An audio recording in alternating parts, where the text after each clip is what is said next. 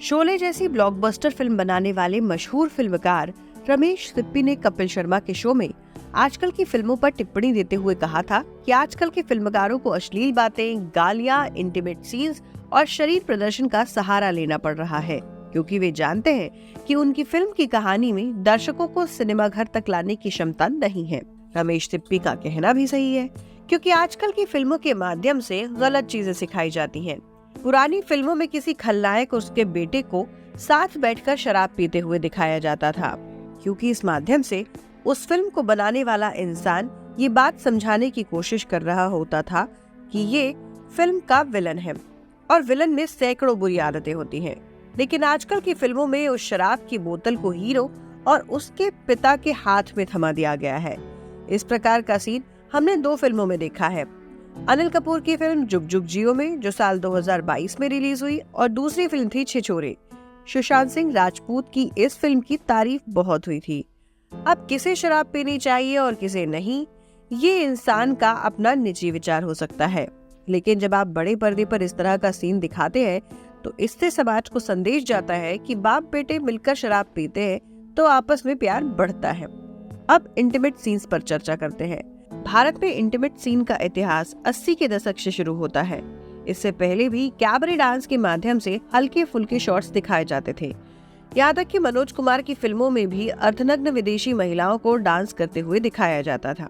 ज्यादा से ज्यादा चीर हरण वाले सीन में थोड़ा अश्लील शॉट होता था, लेकिन भारत के सिनेमा ने इतना विकास कर लिया है कि उसकी झलक मिर्जापुर और ताज जैसी वेब सीरीज में दिखाई देती है।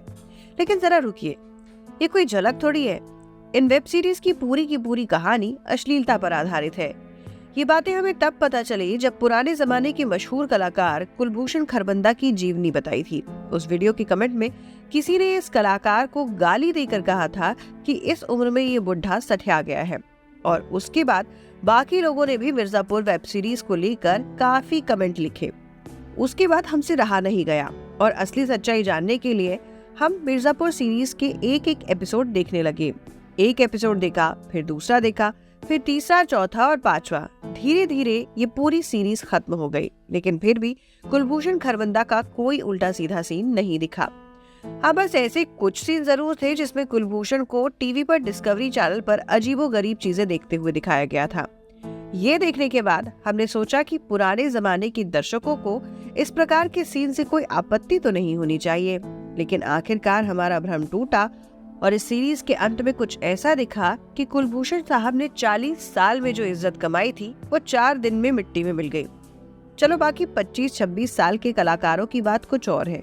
वो लोग पैसे के लिए कुछ भी कर सकते हैं, लेकिन कुलभूषण खरबंदा जैसे लोग इस तरह की हरकतें करते हैं ना, तो सही मायने में समझ आता है कि देवानंद और सुनील दत्त जैसे कलाकारों के लिए लोग मरने के लिए भी क्यों तैयार थे।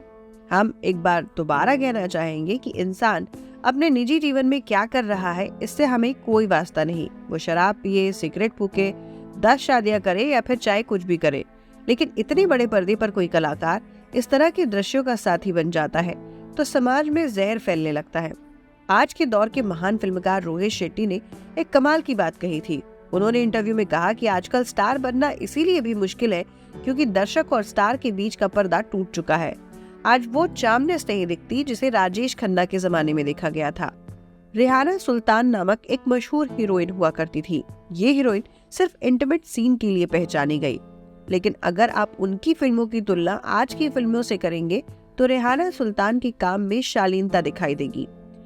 आजकल महान फिल्मकारों की सूची में जिनका नाम है, उनका तो ये कहना होता है कि हॉलीवुड की फिल्मों में भी कई ऐसी चीजें दिखाई जाती हैं, लेकिन ऐसे फिल्मकार ये बात नहीं समझते कि इंग्लिश सिनेमा की तुलना हिंदी फिल्मों से नहीं हो सकती। अमेरिकन लोगों को कोई फर्क नहीं पड़ता, क्योंकि ये चीजें उनके कल्चर का एक अविभाजित अंग है। जहाँ 4 लोगों के सामने किस करे बिना शादी नहीं होती, जहाँ बच्चे पैदा करने की न्यूनतम उम्र 18 साल है, ऐसा देश और उनका सिनेमा भारत और भारत के सिनेमा के लिहाज से समानांतर नजरिए के परे हैं। वे अपने राष्ट्रध्वज से प्यार करते हैं और हम भी तिरंगे से प्यार करते हैं, लेकिन क्या हम तिरंगे का इस्तेमाल अंडरगारमेंट के रूप में कर सकते हैं? नहीं ना। लेकिन अमेरिका में उनके राष्ट्रध्वज के साथ ऐसा होता है और ये चीज उनकी संस्कृति का हिस्सा है, जिसे वे शर्म शब्द से नहीं जोड़ते। तो इस हिसाब से भारत का सिनेमा उनके कल्चर के सामने कहीं रुकता नहीं। ऐसे में भी अनुराग कश्यप जैसे सो कॉल्ड महान फिल्मकार जब भारत का सिनेमा बिगाड़ने में महत्वपूर्ण भूमिका अदा करते हैं तो उनकी तुलना कसाई से होनी चाहिए, क्योंकि उन्हीं लोगों के कारण दर्शकों ने थिएटर में जाकर फिल्में देखना छोड़ दिया है। फिर भी लोग बोलेंगे कि अगर लोग फिल्में देख नहीं रहे हैं तो आजकल 400-500 करोड़ की कमाई कैसे हो रही है। इस पर भी हम चर्चा करेंगे, लेकिन किसी और दिन।